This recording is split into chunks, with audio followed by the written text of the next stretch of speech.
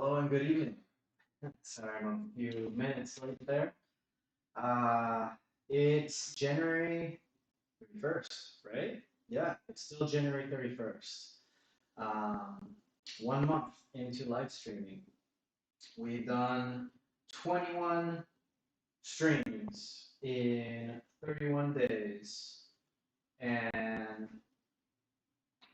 as per one of the goals set up in the beginning, streaming one every single day didn't really pan out. And in fact, if you look on my YouTube channel at the moment, there are actually 19 videos up. And that's because, first lesson learned, don't delete them. Just don't. It might not be up to par. Not all of them are going to be great. Some are stronger than others.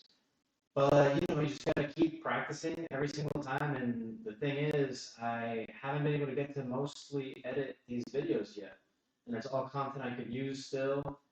Um, which also I'm excited about continuing to edit. I've edited the first two, but continuing to do so, I'll start to see some improvement that I just naturally pick up on. But I'll also have to go through learning those hard lessons of like what moments are cringy, what moments were not interesting or boring, or what, can I do something to fill in the dead air? So, there's all lessons in that. So I think deleting the two live streams that I did that I thought were poor immediately after I had come off them, I think was my first mistake. Moving on with that, just looking at some analytics and what's meaningful to show at this time in the channel. It's really just about, I think the main thing is like how people are getting to these live streams, right? So the majority of you seem to be getting here through browse features. So I can put in some work to do a lot better with the YouTube search feature, but also I am not promoting myself anywhere. I'm really not. This first month for this type of project, I planned on putting out video content, but the whole point is like I preferred to stay streaming with the little time that I have than to spend a lot of time editing video. And editing video is time consuming. New respect to video editors. Granted, the templates that I have will have me go a bit faster, but this is my first and only point of focus, really, for month two, moving into February, is how do I get more people onto the stream? Another thing with that, right, which I think accounts for looking in what's been going on, is one thing I'm not learning Blender. So the whole thing is like me doing this project is supposed to be able to bring out more practice on the software, which is really reinforcing a lot of things that I've used in the past, and being able to solve for things quickly has been nice. But I think the goal for this is really at this point is to purchase a course, right? I just don't think the YouTube tutorials are going to cut it out and you cut it for this type of thing. And if I spend time curating or watching 20, 30-minute videos and start trying to go through them really quickly and then not being able to do anything with that work because it's a tutorial followed online. I think if I took a course that not only was about Blender, but potentially combined Blender and storytelling, that would really, really suit this type of project. So that is, on my personal end, one problem from January that I noticed that I'm now going to find a solution for in the month of February. No engagement options. So for those of you that do come onto the stream, I want to be able to engage with you in a bit more meaningful way than just through the chat, even if it is not just letting you just say something to me out of the blue, but actually uh, present opportunities for you to either vote on things. That could also, I was looking that the YouTube channel has a feature for holding polls. So even decisions that I'm not sure about in terms of what thumbnail to use, because thumbnails, when I transfer them, tend to be, little pieces of artwork that I work on, to, what should, things I'm indecisive about the comic book project. Right? I could outsource that to surveys on the during the video, during the live streams, or on polls that I could do here on YouTube. So just finding more ways within the formats that I'm doing to be able to engage the audience a little bit better. Any suggestions at all are welcome in the comments. Of course, please leave a comment at this point in time. If you got a good idea for me, I will be highly appreciative and will like your comment. Maybe even send you a message. And just be generally very appreciative of you. So moving on to number three, little growth, right? So again, back to the data, right, we collected. That's the biggest point, I think. If I had more growth, more feedback, even if it's, comments on that great, or I at least hope they'd be constructive, but just getting more engagement out of this effort is definitely going to be something to look into now. So the challenges, right? Challenge number one, take a class. Not worried about that. It's you pay some money, you get an expert who's formatted their knowledge in a very efficient way to you if you bought the right thing, right? So you put aside 20, 30 minutes, an hour here or there, whenever you can get it, a few times a week, weeks later, you finish the class. Um, Challenge two, revise detailed formats. Revise or detail the formats. So this is what I'm talking about is each format that I do, find a way to have the audience engage a little bit more. And this is something that it's something I've been thinking about, but not something I've been able to reflect on as much. So definitely something I'm still in the works on what the solution is. Roll out of the edited content. That's it. I got some live streams. I gotta just start finding ways to plug this into other platforms and have those platforms feed into the live streams here. So these are my main priorities moving on from January. As January, my goal was to stream every day, if not close to every day. We hit a bit over 60% of that, which would have liked for that to be better, but I'll take more than half. That's perfectly fine.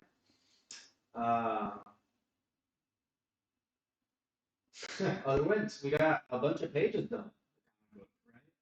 Started playing around with some styles for different graphic ways that I could take the different frames and everything, and we actually got the project rolling, which is great. And if I could come up with a third win, I just like things to come in threes. We're here, healthy, sleep's getting better, health. That's it, man. That's the third leg of this whole operation, staying healthy mentally and physically. This kind of thing falls apart otherwise. So I'm going to take that one. Okay. Moving on. That's a recap, I believe. Yes, impact will be step 3, profit. So maybe in a later date, we'll look at some more data compared to what I had right now, which I feel like so far that data is really the only thing that A, YouTube will give me, but B, that's relevant at this time. So although I'm looking at the views and the click-through rate and all that stuff, I don't think it's helpful to bring you in on that information just yet. I'd rather compare that information in the future to what it is now. So what we're looking at here is a brand guide I've been working on. So it's kind of like more than a brand guide, actually. My brand guide I outsourced to a great team, Baco Studio. If you don't know, check them out. But over here, we got a graphic handbook. So building on the brand guide, being able to not just write about the company, but actually the story. So it is about, my brand, but it's also going to bleed over into the comic book. I want the brand of the comic book to be so synonymous in graphic language. So I think there's more things about the comic book style that I can bring into my brand graphics. I think there's more cohesion I can bring to the renders and illustrations that I make. Right? Once I get to the work I've been doing, it's very graphically separate from the stuff above that really just deals with the brand. So at least in my mind, there has to be a way to bring these two things more closer together. But for today, we're actually taking a look at next few pages of the book, and it's going to be an interesting setup. So we've got Blender open, right? Now that we reviewed the month, we'll get right back into our 3D stuff. So We got Blender open. We're going to go to our previously tested car scene. And bringing in this car, I'm going to start using the AI to project textures on it once more. But what I'm going to start doing is actually start modeling the car according to the AI projected textures. And there's a smart way to go about this, which I'm sort of new to as I continue developing things here. So separating different assets that I work on uh, has been great. I mean, it's like I think before, and also just learned from a previous Blender course that I took. It was kind of setting up a whole project in one scene. Whereas what I'm trying to do now is break it up, right? So I'll do like one thing, one piece such as the vehicle, I'll do in one file, and then the person I'll do in another file, and I kind of break up as you should, right? For really large projects, start breaking up the files that make up the different assets so they can all come together into one file and they're linked. And if you want to edit them individually, you do so. And if you are working on your overall scene, then you're kind of locked into what those assets are. You make notes of the changes you want to make, but it kind of frames things a little bit better. This should not be taking so long, but anywho, we're also going to be referencing Lightroom some photographs I took of real actual racing cars this weekend, which was really, really dope. Shout out to my buddy Rob for putting together that trip between us coworkers. This was really, really useful and helpful. Not just to get a little glimpse at the racing community. I wish we could have stayed there for longer, but definitely going to be going to more of these. And I mean, the cars that they have here, these were all just supercars, souped up. And yeah, it's a 24-hour race they do here in Daytona. And they basically have all these parts to rebuild the vehicles like on the spot uh, if they're, past or if they're salvageable. And you've got, Corvette, Lamborghini right here. Saw some Beamers earlier. I think that's a prototype by someone. So there's different classes of cars. You'll see a lot of these prototype cars racing alongside a Lexus kind of car, which surprised me. Uh, but yeah, I don't think Audi had one. So I don't think I can use it as a direct reference. But it is interesting that for the library to play a part in giving these vehicles character. Maybe it's not like library as in like sponsored library, but maybe there's like actual artwork that can artwork or textures or I'm not sure yet how this can transfer over. Maybe they're just light panels or something like that that can transfer over in a creative way to kind of give that feel of like a competitive vehicle. All right, so with that, we've heard a little donut of a car. Geez, Blender is not having a good day today. It's freezing up every time I try to do anything with it. But essentially, oops, there we go, opening Photoshop accidentally. I feel like that happens once a day. Um, yeah, also for some of these frames, like being able to, kind of have some motion blur brought into the rendering or into the illustration. So this is sort of that's a great reference, like a night shot where you have the lights off the vehicles really punching in. Yeah, a lot of inspo from this one. And some photos actually came out, not so dang blurry. There we go. Ooh, I'm gonna actually flag this one as a good one. Yeah. And last video, which I think I could like just cut that video itself quite a bit. But I got this tool, this other AI tool. It's been around for a while from Topaz Labs to kind of restore blurry photos like this. So this is the perfect contender. You see, like the front of the car is perfectly in focus, but then the back wing, the text is all blurry. I feel like this is the perfect type of photo to put through that software. Anywho, I'm just buying time while Blender comes back to life. There we go. So we're going from Photoshop. We're going from this to that in a roundabout ways. Might not get to that with the time we have left today, but that's the goal. Start bringing in some of these features into the car model. What I'll do is I'll go to the side view, and this is where AI is going to start helping me quite a bit. So I'm going to use dream textures that I have here on the right. Go down to dream textures, and I'm going to go into photography. We'll try concept art, see what those kind of results look like. I should have changed my lighting. I don't like that white light at all. Sorry, but if I'm going to start talking lighting and start talking textures and like aesthetics and stuff, I can't have that.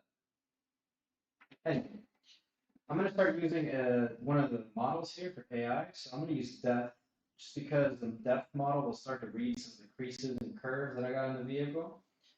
And we'll do photography, then we'll try concept art later. So for subject, here's where we put in our prompt. Da, da, da, da. We're going to do an Audi TT, because that's the car the body was based on. Audi TT, we're going to call it like futuristic sports car racing racing car rather than sports car. It should be racing car.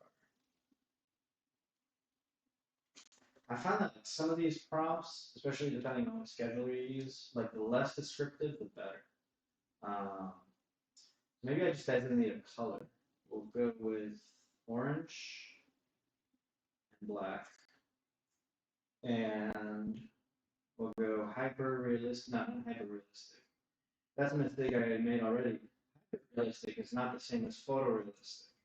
Hyper-realistic, actually, I see that I tend to get some results that are less real because they're just so out there as like a 3D render or like a super manipulated, piece of footage or photo where it's like someone's taken it to like a creative side. It's like, which is interesting because that is kind of what it would mean. Like you dramatize photos and real looking things.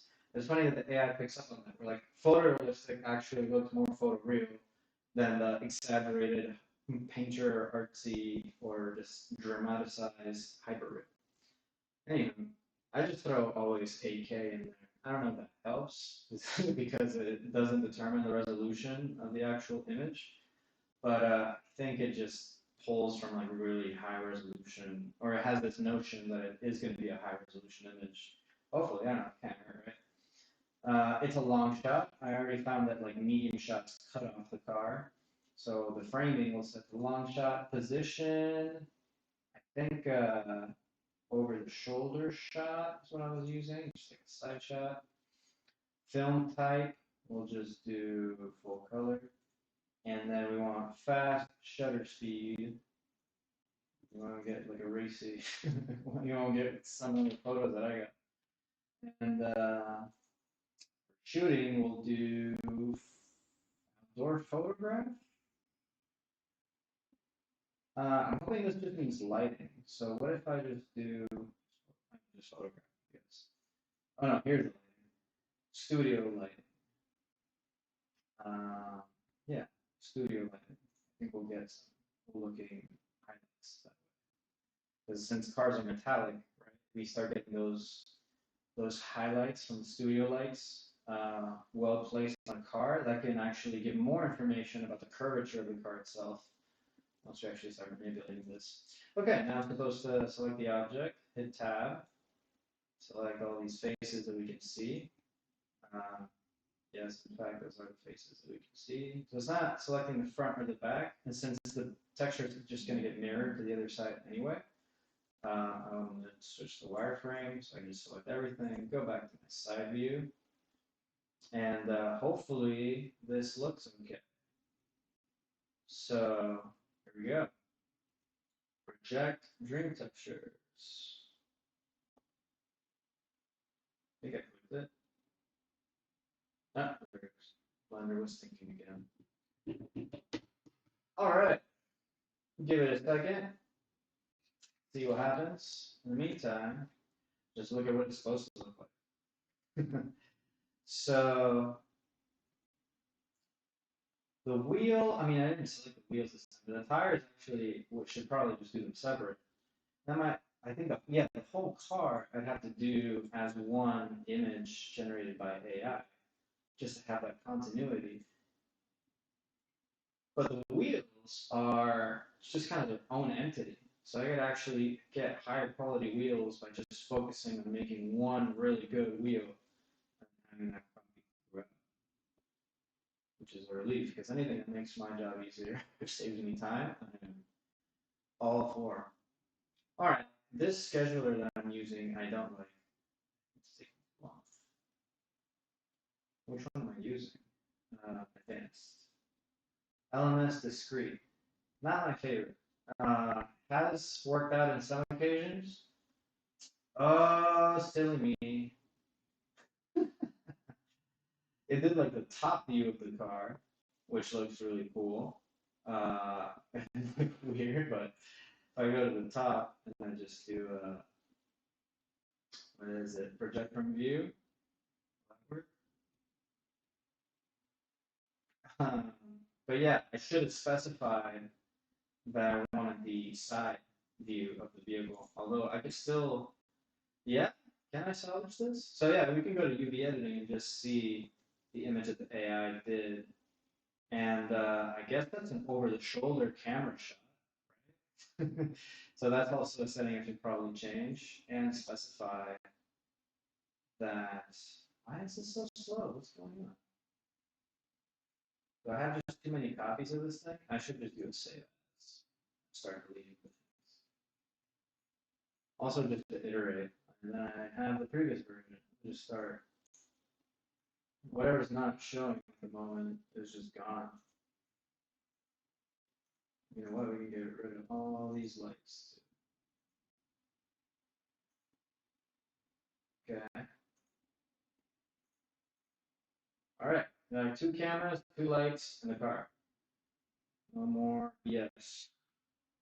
I don't even. I should research a bit better on the YouTube stuff. I know they crack down on language, but it's like PS. Really?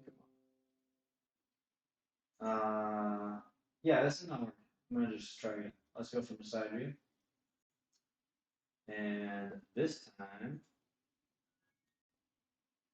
we'll select everything again, but this time we will use Euler discrete and type in towards the end, I suppose, side view. And then switch the over the shoulder shot thing to a low angle. And let's try again. Maybe it's Lightroom and Google Chrome. It's making Blender slower. Google Chrome absolutely destroyed. Your just like your graphics, everything. So yeah, we can get rid of the slides. Okay, here we go. I was running earlier, or perhaps it was. It says it was. Yeah, we got a rear view. We got a front view. We're getting everything but a side view. Are you kidding me?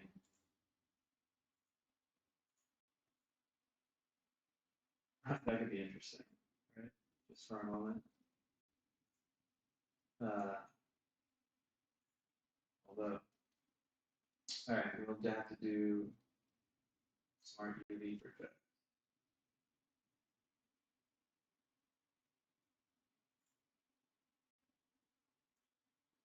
I'm just gonna go ahead and undo that. That's my cop out. You know what? Let's duplicate this bar. Try it over on the side. So once again, we'll hit to the side.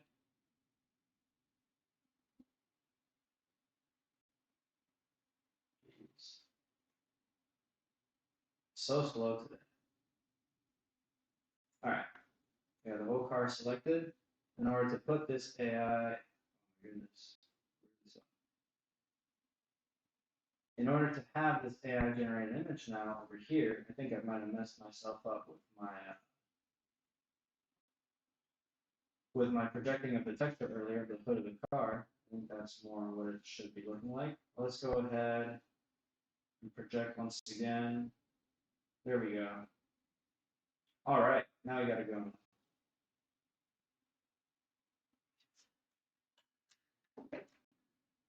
All right, I'm just gonna have to screenshot this and keep it around instead of having Lightroom open because I'm literally just having to save every little bit of resource, graphic resource that I can off my computer.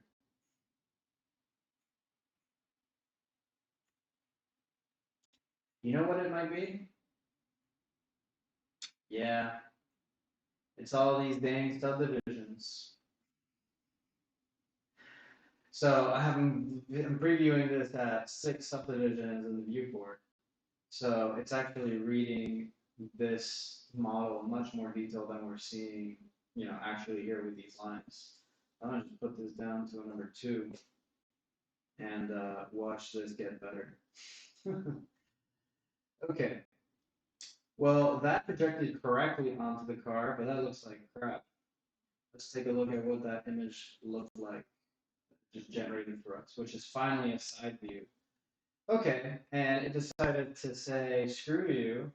I'm going to do a side view and a back view of 2 different cars and totally screw up your side view.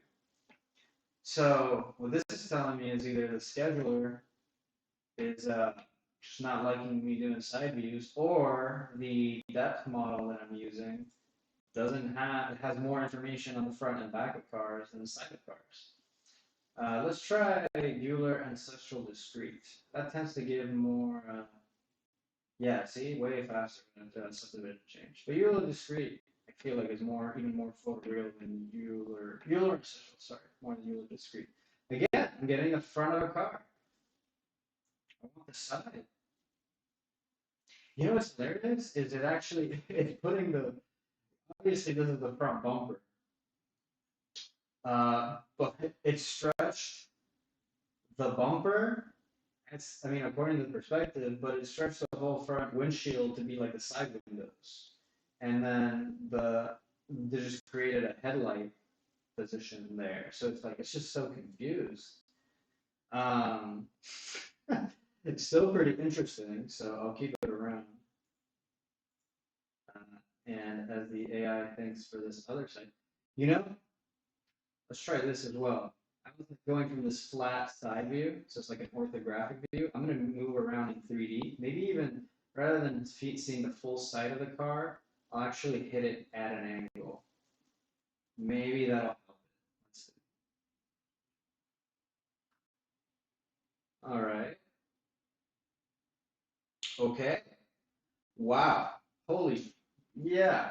That was it. That did real good. Okay. Let's keep going. Let's tweak it up. We'll still keep it in an Audi TT, but let's switch from a orange car to a blue. Oh, and take away black. Maybe that's why the shadows are so crazy, because I asked for the car to be orange and black. Maybe if I take that out, it doesn't have as harsh shadows, trying to confuse the shadows of the car with the color of the paint of the car. And now we'll switch from a low angle to an overhead view. Not an overhead view, an aerial view. And we'll try this again. So there we go, kind of an aerial view of the car. And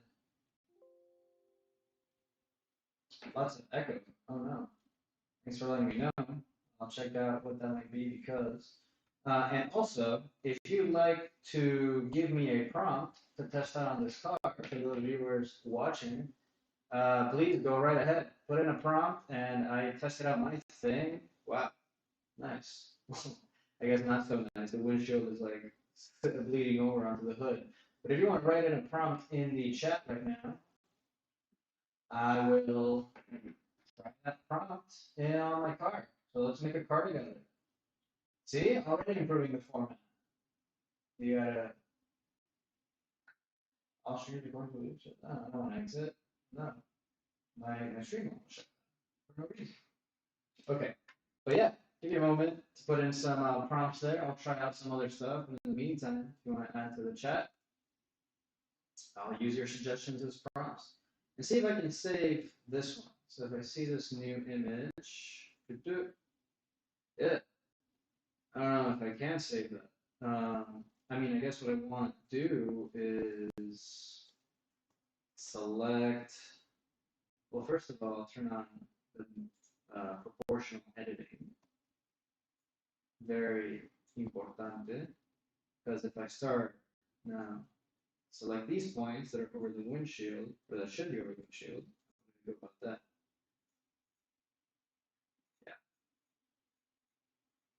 If I select them in 3D, I'm hoping I can now just jump back into editing here, and everything will, nope, it just edits that selected region. So I have to select everything. Oh, but now I have that selection. Nice. There we go. And I just start moving it here, and with proportional editing, bam, we have things falling where they should. So I can grab this little bit here. Ooh. This not just makes me think. I could take one of my photos that I took at the track and try putting that on one of these cars. That does not look like an Audi, but hey. That's total crap. But it's not bad. We'll try a few more. I feel like the overhead idea or the aerial didn't really work to my favor, so I'm going to switch that part back into what did I have? Low shot. Long shot, yes, but low angle. And then rather than Audi TT, we could try making this a Ferrari. And I'm not going to specify a color. I'm going to take away from the props. Ferrari. Futuristic doesn't seem to be helping me. I'm going to take that. All right. Let's try that. I also like how Euler Ancestral just kind of gives you those really quick changing squares. Holy crap. Now that I think might be the most successful one. They all look so cartoonish, but like if we see the progression here and how this is working, definitely less words has meant better. So has meant better results. In the future, if you are going to trash someone using AI for creating artwork, just know that it's not as easy as it sounds. It takes quite a bit of tracks. But the fact that we're getting some 3D models with these images projected onto them, the cool thing about them being images is that they have baked-in lighting, right? Like there's lighting, even though I have no lights on in the scene right now, it's just like the solid view. This one has a bunch of like reflections on it. Well, they all do, and they have shadows. So if I actually go into a rendered view for background elements, these cars would serve just fine. Bring in a light. Oh, that's a camera. They're moving a camera around, expecting it to light the scene. So if I add a light, there we go. You know, they don't look that bad. I mean, they don't look nearly as bad as when you're close up to them. You know, that photo trickery kind of kicks in from a distance. Those Ferraris look really good, for example. And I think even if I did, I'm on cycles right now. If I went on EV, yeah. Video game ready. Those cars or those assets are like really far off in the map that no one had time to work on.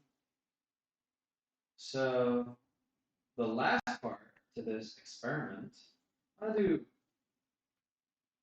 I'm gonna just hit, is there a randomizer? I'm gonna increase the steps, first of all. I'll do 60. Now that I know that this method works.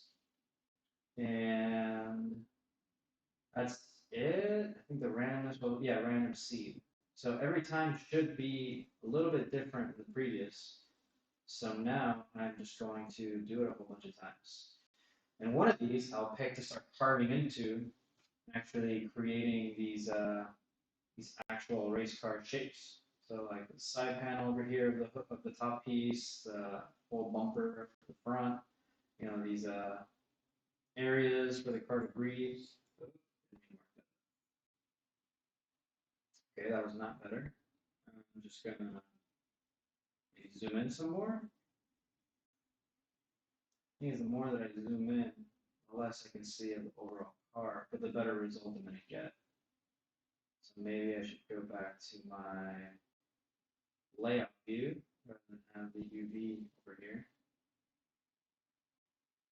Oh, yeah. All right. I hope that changing the make of the car wouldn't look. It's like the the AI artifacts or freaking hieroglyphs. There we go. The AI hieroglyphs that you start getting for text. Um, yeah. So zoom in as you can get. We'll punch in 60 steps was good. I wanted to just change from Ferrari to Porsche. If you have a suggestion for a car that you want to see the AI take a crack on it, let me know in the chat. We're making cars with AI. I don't think moving it affects it once it actually starts. It just uses the original camera position. Okay, a white Porsche. All right, we're getting some real interesting results to go off of here.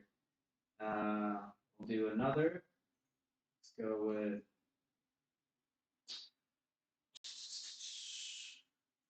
no suggestions in the chat. We did Ferrari, we've done Porsche. Let's do Bugatti. I'm pretty sure I'm not gonna be able to maybe tell the difference with this one.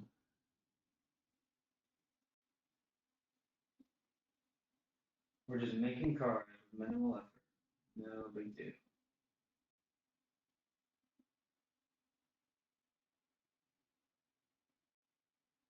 Oh, okay. The car has some safety straps over the hood. I actually really like that detail. And I'm gonna go for that one. Just because the racing stripes came out as belt buckles, which I find, well, I guess the back windshield came out as belt buckles, which I find hilarious. But this is giving me the most amount of detail on the side of the car compared to the other ones. Well, the Ferrari is kind of giving it to us too. But I'm gonna go ahead and push this one forward first and start carving into this, as I was saying. So basically, if I go and hit tab now, I got all these different lines I can work with. And I'm just gonna like brute force this. I'm just gonna start using the knife tool and boom, just start making tracing these shapes, making my own faces. Um, I screwed up though. We do want to keep these in squares. So even if I do diagonal lines, I do want to maintain squares, which is kind of difficult sometimes. I'll maybe just like cut here and there, and make a weird square there. But as I go through, I got all squares, and then here to not make a triangle, bring those points closer together. The whole point of this, I think, yeah, the best way I know how to fix my zooming issue right now is to just use this camera to reset my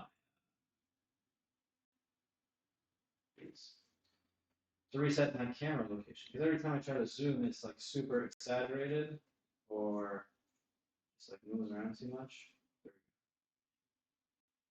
Nope, still happening. Maybe I just start working off the camera. There was a way to focus on items on Blender, but I forgot to show. I should just start having like ChatGPT open on the side for me so that I can just ask it, hey, what's the Blender shortcut for this or that, and make my life hella easier. Okay, so this is pretty much a straight line here. So what I'm going to do is I'm going to hit SZ. Turn off proportional editing for this part. SZ, so I can like scale these in the Z-axis, but then if I hit 0, it just becomes a straight line. And then I can do the other points closer to it should be.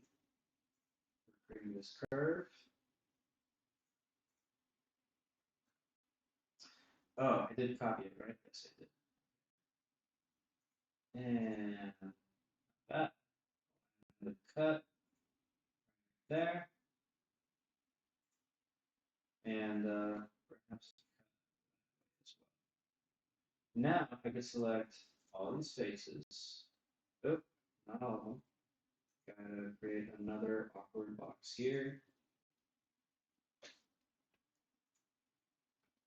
I didn't. There we go. All right, we get all these faces and we push them in. There was a way to duplicate along the edge of the, like, so I could just copy that. But right now, what I just did was just kind of push in that part of the car into the model. Perhaps what I should be doing as well is actually working with more subdivisions so I have more control over that. So what I'll do is I'll actually just use this modifier that I have over here and apply the subdivisions. So now I have more faces. If I go to the side view, I just paint in what I want to push using C. Bam. And I probably should have just added those subdivisions before I did my cuts. I'll try that with the other car, but I'm very confident that that's going to be a better result. And I'm not too worried about that, staggering selection because I'm going to subdivide it again and smoothen out the car, so that shouldn't matter later. Escape. Now I can move that up. Why is it moving so together? Maybe I just have to start over. Yeah, I'm gonna. You can also use as you're painting your selection, you can use scroll wheel to make your brush larger or smaller. Clean this up a little bit.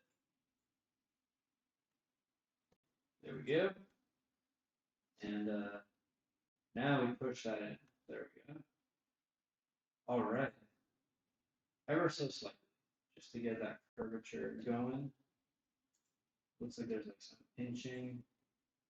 Oh, I do want to turn on proportional editing, actually. But I just want to also scroll and make that much, much smaller. And what I might even do is use vertex mode. Push those points in. All right. I'm going to get rid of, well, decisions. I'm going to just go ahead and do the frame for the windshield. So I could also hit Alt Shift to select the belt. So I can kind of select the belt going through right here, going down here,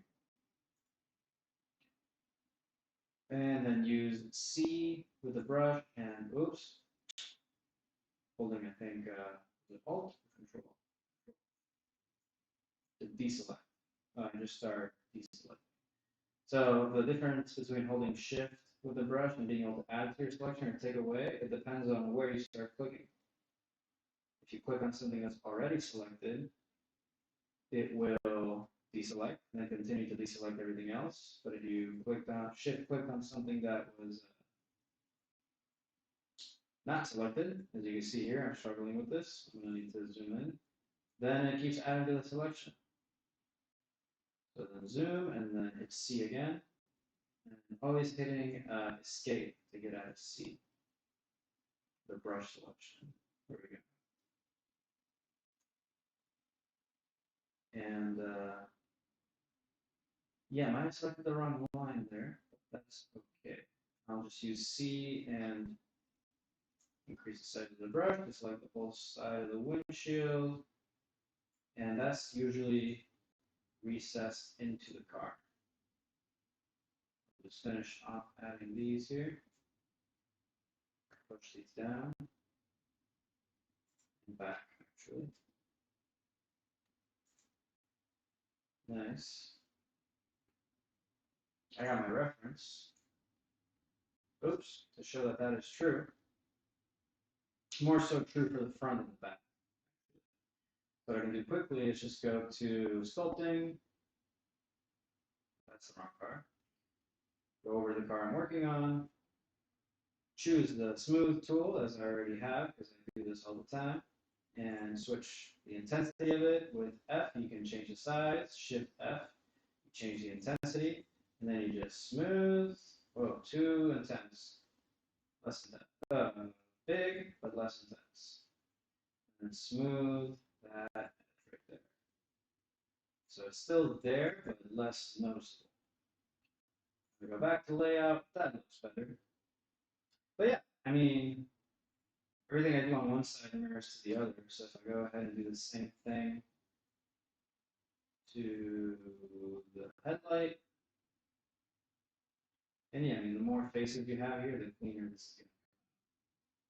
But I'm about to get to the good part. Let's sink this down. I think I'll just push it back. Yeah. And then again, use the smooth tool. Soften that up. Cool. Now again, it looks real choppy, right? Because I'm moving these faces around, not being very elegant about it. This could be, you can also sculpt in other things. So for example, if I were looking at this material preview and I wanted to sculpt, say, like this crease on the front of the windshield, I could do that with the crease brush. And just kind of brush a crease into there. Oh, that's messing up my mirroring. And I can hold, I think it was Shift to do the opposite effect. So right now, maybe you can't see it. I put up the intensity to make it real. There we go. So that's creasing down. And if I hold Shift, just kidding, if I hold Control, that's creasing up. So I'll lower the intensity of it and the brush size. I will go to my material preview, see this crease right here, and I'll start Control creating my crease. There we go. Badass. And also just start doing that with other features in the car. Look back here, start adding in a horizon line. Wow, this is actually, I might have preferred this method a lot more than the other one I was doing. Since it is just for looks right now. It's not really meant to be so correct. Maybe even using the crease tool here to pronounce the headlight a bit more at the edges. And then I'll take the inflate tool and then bring the center of the headlight back up and start creating some curvature here. It's looking real good. Yeah, so we kind of go with the editing tools and the sculpting tools. If I now bring this one up and next to it, so we can check them out, you can see that that little bit of detail added to the model around the image that's on it just adds a little bit more to it. To my point, I'll go into rendered view. Let's bring that light that we were messing with earlier over closer here. Right? It's subtle here because it still isn't very detailed, but you can see how the geometry on the right start catching shadows in a bit more realistic fashion than the car on the left. The car on the left is still very, bulbous-y. If I start again messing with these different parts, push that into the car, in areas that you'll obviously notice. Let's see, G, there we go. And for proportional editing, yeah, I start pushing into the car in different directions, we start getting other shadows. It gets even better if I add a subdivision on that second car to clean up its shape a little bit. But really, the whole point here is if I take these two cars, move them forward, put a camera onto my view right here. The camera is already optimized for some AI trickery. So if I see both cars right there, there we go. Welcome to the frame. Increase the floor size, and we'll introduce another light over here, just to get some highlights on the unlit part of the car.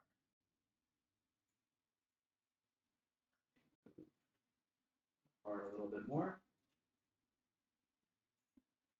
Okay, so that same AI we used to throw these car textures onto these cars, I will now go down to the bottom right, go back into my cycles over here in my render properties, and I just realized it's going to make this render run cycles.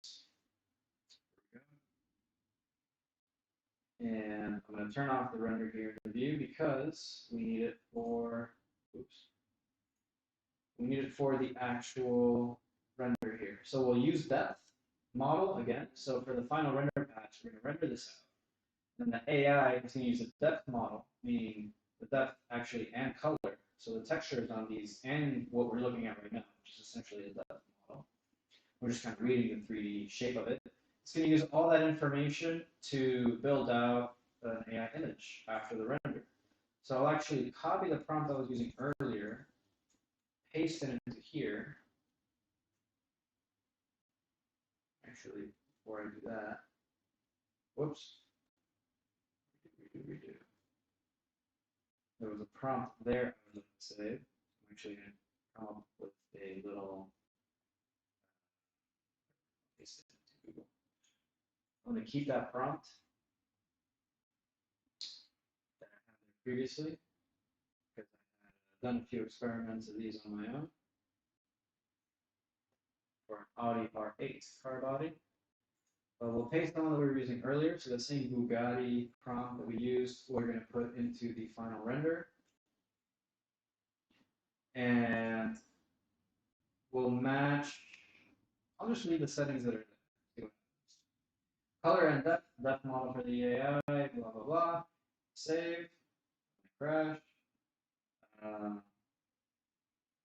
For the actual render, we got 600 samples going. We're going to do no denoise. We're going to do dream textures only. So let's run that.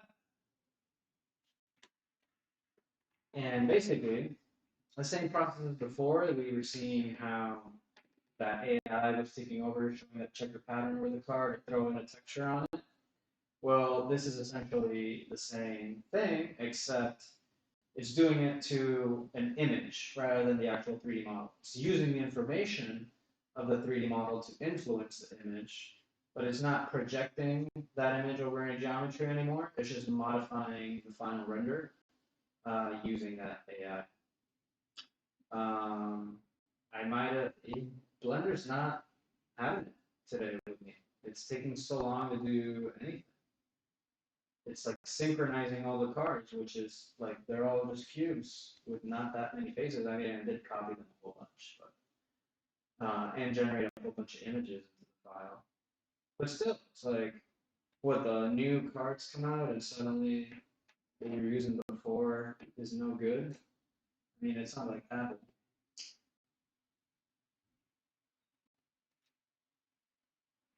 At least, where they purposely make their stuff obsolete.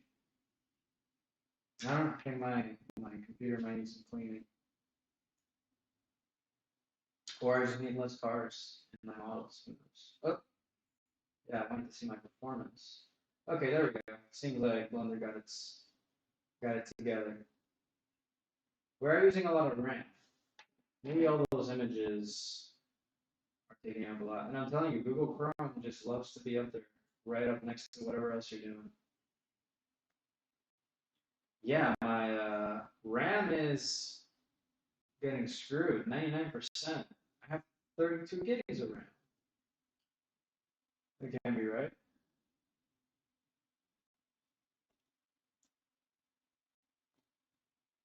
Hmm, 10 gigabytes of RAM? If someone knows, if they're watching, why? I mean, is it really because of that? Oh, yeah, it crashed. That much is, all those car models and images, I guess, that I had to sync all of those assets in order to just render out two of the cars. So, lesson learned, I guess. We'll see. Let's just delete everything else.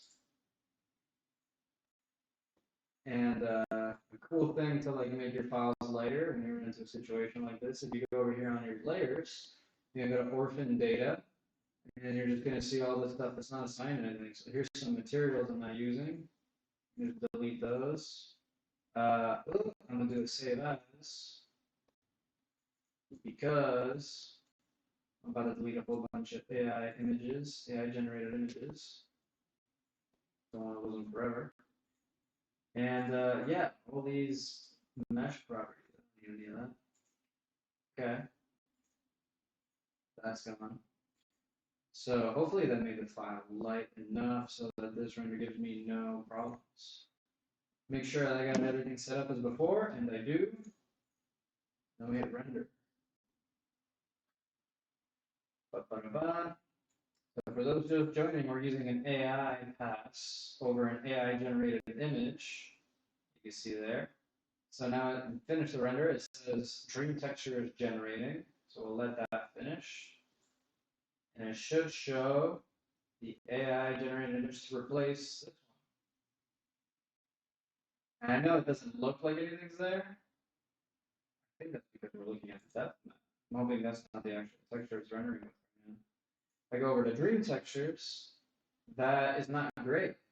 So let's go into the advanced settings and tweak some of that. So again, LLMS discrete, not my favorite for doing these kind of AI generated images.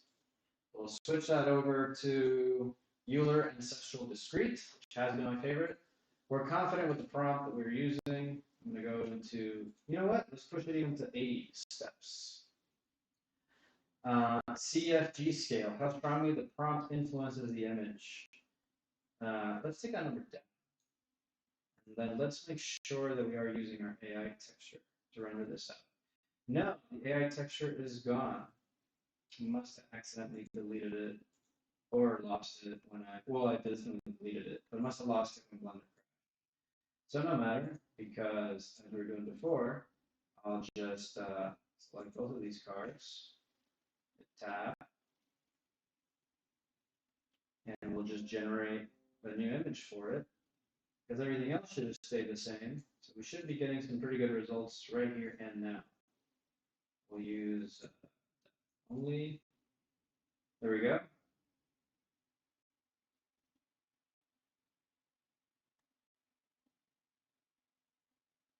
Not the same as, wow, that's so much better than before. Okay, and we'll do the other one. This one has way more faces, so I'm gonna make this a way bigger screen. Let's see what happens. I'm gonna save. I'm nervous. It's funny how you start seeing the parts of the car as the colors start to settle in. You already start to see it getting the shape for me. It looks like a clown car. It just split the face of it. It didn't really project properly. Let's try that one more time. Maybe a little bit more overhead. Project that again. It's actually maybe adding that extra layer of detail over the car has made it a bit more confusing. Oh, no, it looks like that's getting mapped. The headlight got mapped right where it needed to be. So that's not bad. I could run with that. But side work is so wonky. One more time? One more time. One more time. If it doesn't work, I'll go back to that. You can't get it all. You can get the top and the front, but often not the sides. Uh-oh. My camera went out, and now you can see my software in its underwear. I'll just go to adjust screen, or just turn that off. My webcam ran out of battery because webcam is a cell phone. Here we are. Now it's just a screen. How am I going to say goodbye? Anywho, we got a better. No, I like the previous one. Let's go back. Let's go back. Which one is it? I'm gonna guess this blue one. Yes, but it's screwed up. I should have taken what I got. I gotta do it again. Because it doesn't just project the texture on the car, it also comes up with a new unrolled version of the geometry. So you get a new UV map with each texture. Which sucks now because I'm what? Or I have the wrong texture on. That's from before. That's from before. That's from before. This is the current one.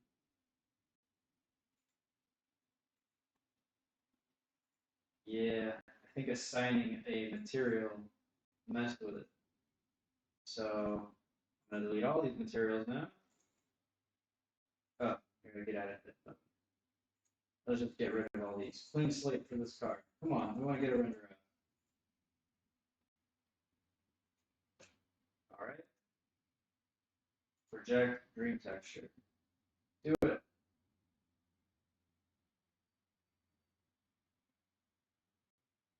says rendering viewport this time. Am I just out of RAM? Am I just out of computer?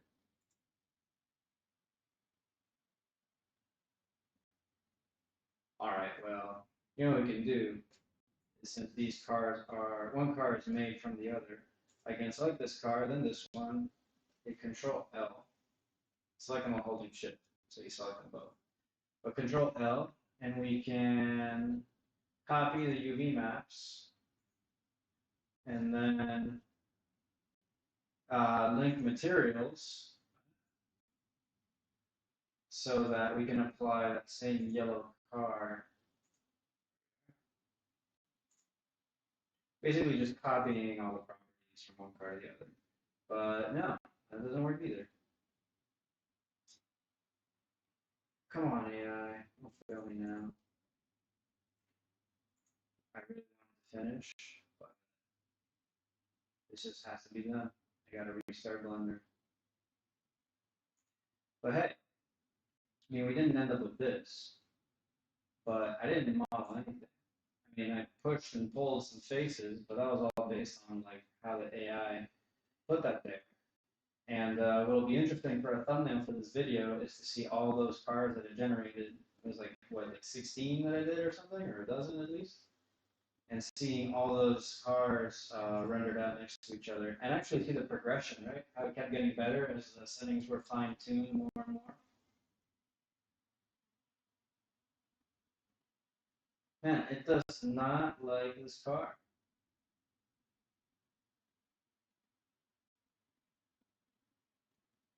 Maybe, screw it, let's cancel that. Let's change to concept art. We'll call it vehicle, and we'll make it cyberpunk. And we'll change, well, I don't know, we'll keep it on Euler ancestral.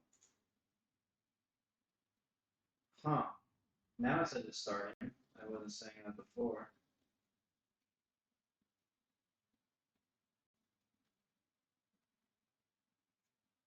Okay, okay. We did some changes, and changes happened.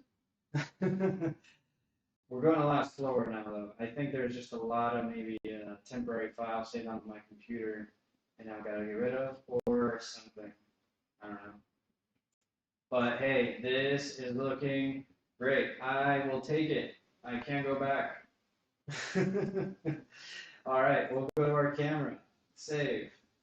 Hopefully it doesn't tell me on the render that I'm out of GPU memory because it seems like I'm really capping out here and I'm gonna have to restart my computer to get anything else done. So, da da da, we'll use that. I think I had changed all these. Um, we don't want it black and white. We want it full color. Low angle's fine. Long shot. All this AI prompt stuff. Color and depth. Yes, yes, yes. Euler essential discrete. All that good stuff. All right, saved, and we will hit render.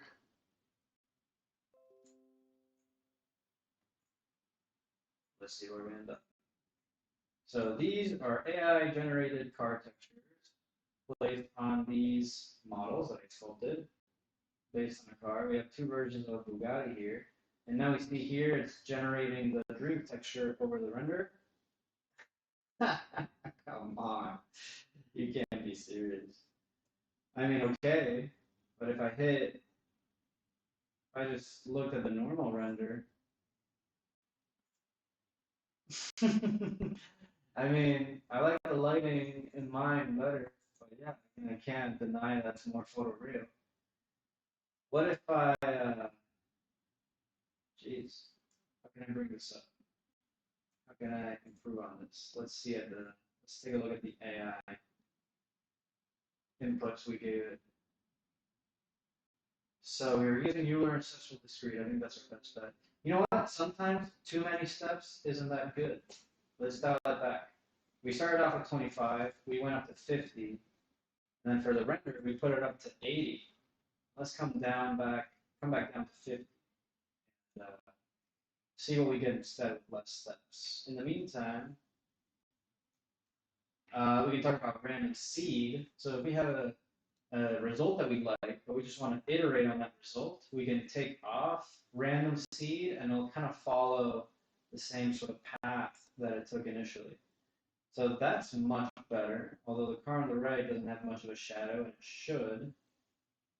But I like the lighting here a bit better. Let's try it one more time with a random seed. And or I could uncheck random, just type in a number, let's say 56. It's honestly random as long as you just remember what they are. So this time I can keep track. I can, if I like 56 and I want to do 56 again, but a little bit different, I know I can go to 56 or I can track 60 or 57 or 128, whatever. I can just bounce around between seats, but as long as I remember, okay, as long as I remember what number it was, I can come back to it. That's a little interesting. It put one of the cars backwards. But you know what? I'm going to go with this. I like the lighting. I don't know what these bulby things are on the car. But what I'll do this time is figure out how to use the upscaler. So I can make this higher resolution. Because the upscaler in here is actually built in for textures, as far as I know. Speed optimizations, scheduler, or is the upscaler outside of Blender? Sure. I know there is an upscaler for this feature, but what I'm going to do is I'm going to save this to my livestream folder so I don't lose it. So I tend to do that. So we'll put, as usual, today's date, the last stream of the month. January is over. We'll do AI render. We'll bring out this other AI software, jumping from AI to AI to AI to make an image in just a little over an hour. We'll bring up our folder where we just created this thing, or I can go to home and hope that it's here. I can go to where my car models are. There we go. There it is. We'll drag this into Topaz Labs, which I mentioned I used yesterday. Right? So this is an AI generated image, and we're going to try and upscale it as over a photo. So I'm just letting the software do its thing. So it enhanced the resolution. We'll go maximum enhancement. We will do remove noise because it's a very low res image, although there doesn't seem to be that much noise. And we'll use sharpen anyway. It's the standard sharpener. Maybe add some clarity. Okay. No, that doesn't look better.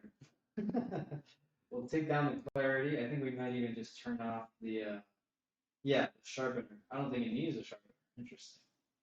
And the denoiser, I think it maybe just bring in some more detail. But even see, like at one point, like there's a part where you start adding detail and then you get diminishing returns. It's like starting to look that hyper real type of thing that I was talking about earlier. Like actually keeping some of the soft lighting in the car makes it look better. Okay, I mean, zoomed out, you can see a bit of a difference. The more I zoom in, you start to see the difference a bit more. But yeah, this AI, I don't know if it needs, if I should be using a different, maybe not even a different scheduler. We'll do one last try, and we'll actually switch out of the depth model and into the Spider-Verse model, where you can only do color in this scenario. But I mean, I just want to see if the depth model is maybe hurting me when it comes to doing the final pass and render. I could have also just used the regular Stable Diffusion 2-1 instead of the depth model. 2-1 depth actually just used the standard Stable Diffusion model, which I'll do after this one, and then we'll call it there.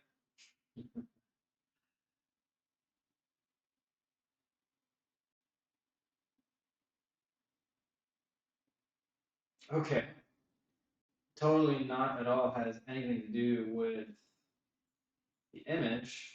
It just went ahead and did its own thing on top of it. I guess it kind of matches the scene and the lighting and such. But yeah, just overtook. So the depth model will keep the location of the models in place. But man, that's such a better image of the car. I wish I could have projected that. In fact, I could project that on back onto the car. All right, so we got no camera. I can't say goodbye to you with my face, but just picture it there. You can scroll back to see a time when my face was in the monitor. But yeah, I mean, just some experiments really on how can I start producing some content like this using AI to my advantage.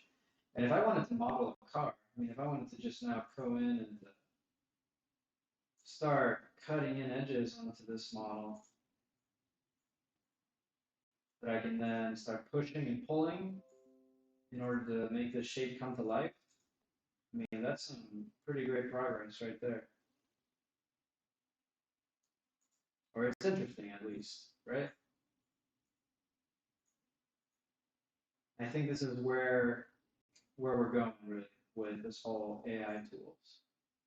Just really being able to take a lot of shortcuts, such as placing an image right over the 3D model and being able to start, just kind of running with designs without having to be a certain type of designer. You can punch that in lower, raise those higher. And it's subtle, but there's some shape starting to take on there on the surface of the car. That is all based on that. So thanks for streaming in or coming through. As I detailed in the beginning of this video, February is going to be a little bit different. Hope it's going to come through better. I'm going to make a better job and make a better point of preparing myself for these streams and bringing some interesting experiments to be doing live and giving you more chances to engage live. So thanks for tuning in. I'll catch you on the next one. Don't forget to leave a comment on what type of, what was it? Don't forget to leave a comment on ways that I can engage with you better during the streams. I am seriously interested if you have any thoughts. So if you made it this far into the video, thank you. I will see you next time. Yeah. Look forward